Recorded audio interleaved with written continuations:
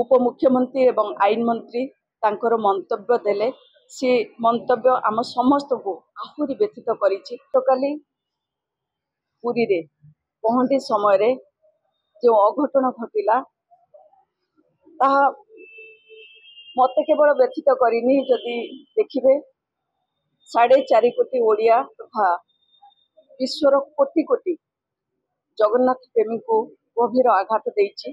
तांको भावावेग को बहुत ठेस पहुंची।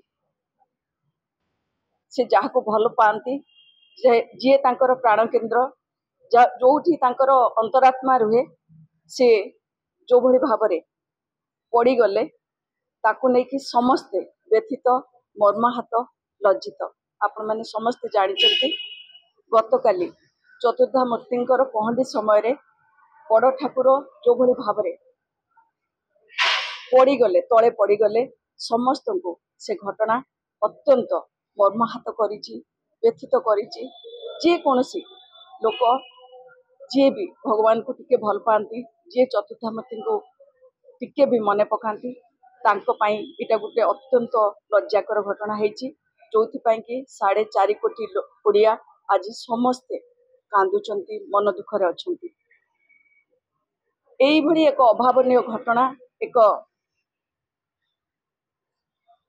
अत्यंत लज्जाकर घटना विषय रे आमे भाबिथिलु जे किछि सरकार से विषय रे कथबार्ता करिवे, किंतु जो भली भावरे उपमुख्यमंत्री एवं आईन मंत्री तांकर मंतव्य देले से मंतव्य आम समस्त को आहुरी व्यथित करिछि। आपण देखिबे जे प्रत्येक ओडिया आज कोठी ना कोठी अत्यंत दुखर सहित से ताकू नेइचंती। से माने कहिले जे ये होची महाप्रभुंकर इच्छा। एटा अत्यंत दुख समस्त को देइछि, समस्त को मर्माहत करिछि। आमे समस्त को अनुरोध करूछु सरकार नीलाद्री विजय पर्यंत एई रथ यात्रा को सुचारू रूपे तुलांतु एवं जेमिति महाप्रभुंकर कौनसी असुविधा न हुए रथ यात्रा रे सेमिति कार्यक्रम करंतु।